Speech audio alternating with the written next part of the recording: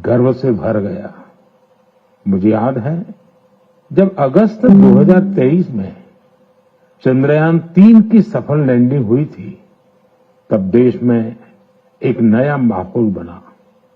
Science को लेकर, space को लेकर बच्चों में एक नई जिज्ञासा भी जागी।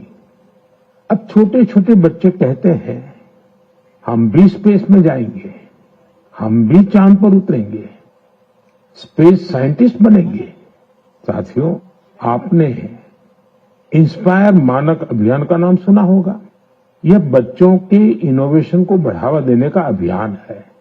इसमें हर स्कूल से 5 बच्चे चुने जाते हैं। हर बच्चा एक नया आइडिया लेकर आता है।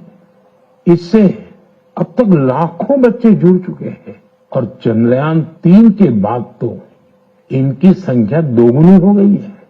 देश में स्पेस स्टार्टअप भी तेजी से बढ़ रहे हैं।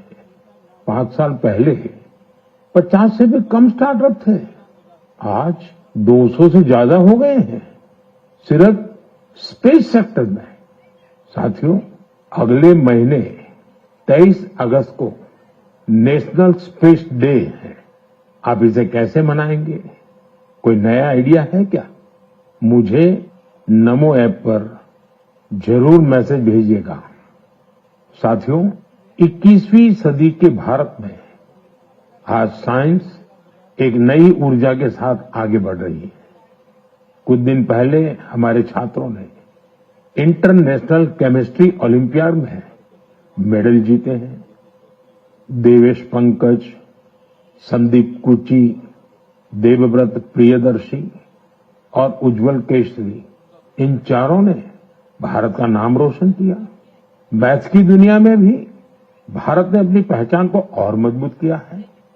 ऑस्ट्रेलिया में हुए इंटरनेशनल मैथमेटिकल ओलंपियाड में हमारे स्टूडेंट्स ने 3 गोल्ड, 2 सिल्वर और 1 ब्रॉन्ज मेडल हासिल किया है।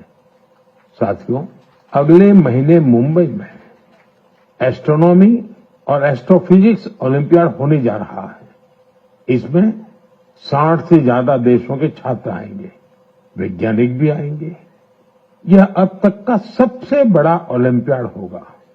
एक तरह से देखें तो भारत अब ओलंपिक और ओलंपियाड दोनों के लिए आगे बढ़ रहा है। मेरे प्यारे देशवासियों, हम सभी को गर्व से भर देने वाली एक और खबर आई है यूनेस्को से। यूनेस्को ने 12 मराठा किलों को वर्ल्ड हेरिटेज साइट्स के रूप में मान्यता दी है। 11 किले महाराष्ट्र में, 1 किला तमिलनाडु में। हर किले से इतिहास का एक एक पन्ना जुड़ा है। हर पत्थर एक ऐतिहासिक घटना का गवाह है। सल्लेर का किला, जहां मुगलों की हार हुई, शिवनेरी, जहां छत्रपति शिवाजी महाराज का जन्म हुआ, किला ऐसा जिसे दुश्मन भेद न सके। खांदेरी का किला, समुद्र के बीच बना अद्भुत किला। दुश्मन उन्हें रोकना चाहते थे, लेकिन शिवाजी महाराज ने असंभव को संभव करके दिखा दिया। प्रतापगढ़ का किला, जहां अफजल खान पर जीत हुई, उस गाथा की गूंज आज भी किले की दीवारों में समाई है। विजय दुर्ग, जिसमें गुप्त सुरंगें थी, छत्रपति शिवाजी महाराज की दूरदर्शिता का प्रमाण इस किले में मिलता है। मैंने कुछ साल पहले रायगढ़ का दौरा किया था। छत्रपति शिवाजी महाराज की प्रतिमा के सामने नमन किया था। यह अनुभव जीवन भर मेरे साथ रहेगा। साथियों, देश के और हिस्सों में भी ऐसे ही अद्भुत किले हैं जिन्होंने आक्रमण झेले, खराब मौसम की मार झेली, लेकिन आत्मसम्मान को कभी भी झुकने नहीं दिया। राजस्थान का चित्तौड़गढ़ का किला, कुंभलगढ़ किला, रणथंभौर किला, आमेर किला, जैसलमेर का किला तो विश्व प्रसिद्ध है। कर्नाटका में गुलबर्गा का किला भी बहुत बड़ा है। चित्रदुर्ग के किले की विशालता भी आपको कौतूहल से भर देगी कि उस जमाने में किला बना कैसे होगा। साथियों, उत्तर प्रदेश के बांदा में है कालिंजर किला। महमूद गजनवी ने कई बार इस किले पर हमला किया और हर बार असफल रहा। बुंदेलखंड में ऐसे कई किले हैं। ग्वालियर, झांसी, दतिया, अजयगढ़, गढ़कुंडार, चंदेरी, ये किले सिर्फ ईंट पत्थर नहीं है, ये हमारी संस्कृति के प्रतीक है। संस्कार और स्वाभिमान आज भी इन किलों की ऊंची ऊंची दीवारों से जागते हैं। मैं सभी देशवासियों से आग्रह करता हूं, इन किलों की यात्रा करें, अपने इतिहास को जानें, गौरव महसूस करें। मेरे प्यारे देशवासियों, आप कल्पना कीजिए, बिल्कुल भोर का वक्त, बिहार का मुजफ्फरपुर शहर, तारीख है 11 अगस्त 1908। हर गली, हर चौराहा, हर हलचल उस समय जैसे थमी हुई थी। लोगों की आंखों में आंसू थे, लेकिन दिलों में ज्वाला थी। लोगों ने जेल को घेर रखा था, जहां एक 18 साल का युवक अंग्रेजों के खिलाफ अपना देश प्रेम व्यक्त करने की कीमत चुका रहा था। जेल के अंदर अंग्रेज अफसर एक युवा को फांसी देने की तैयारी कर रहे थे। उस युवा के चेहरे पर भय नहीं था, बल्कि गर्व से भरा हुआ था। वो गर्व जो देश के लिए मर मिटने वालों को होता है। वो वीर, वो साहसी युवा थे खुदीराम बोस।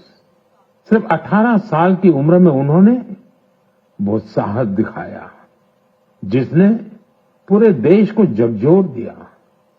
तब अखबारों ने भी लिखा था, खुदीराम बोस जब फांसी के फंदे की ओर बढ़े तो उनके चेहरे पर मुस्कान थी।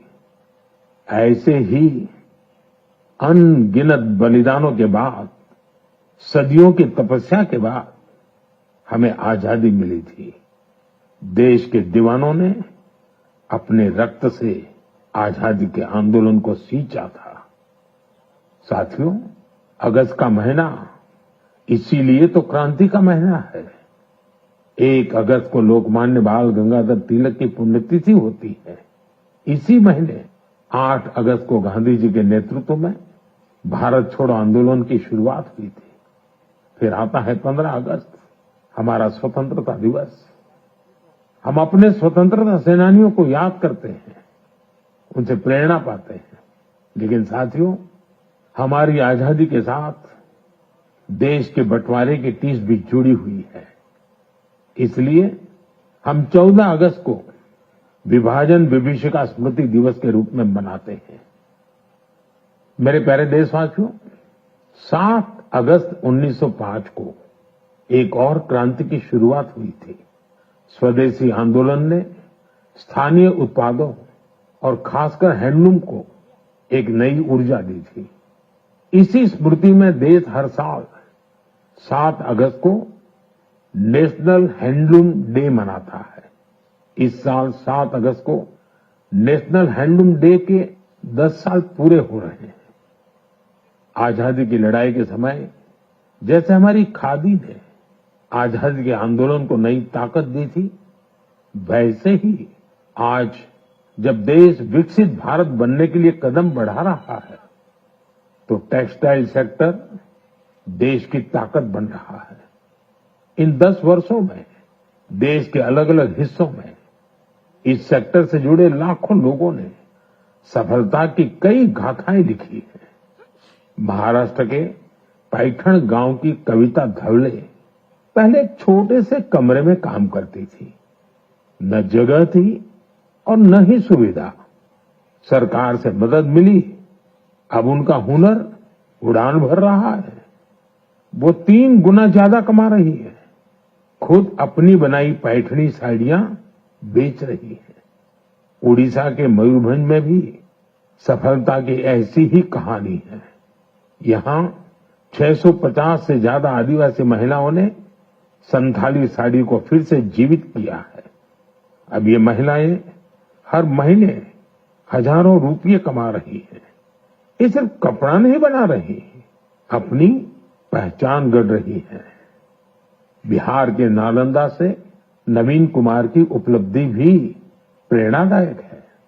उनका परिवार पीढ़ियों से इस काम से जुड़ा है, लेकिन सबसे अच्छी बात ये कि उनके परिवार ने अब इस फील्ड में आधुनिकता का भी समावेश किया है। अब उनके बच्चे हैंडलूम टेक्नोलॉजी की पढ़ाई कर रहे हैं, बड़े ब्रांड्स में काम कर रहे हैं। ये बदलाव सिर्फ एक परिवार का नहीं है,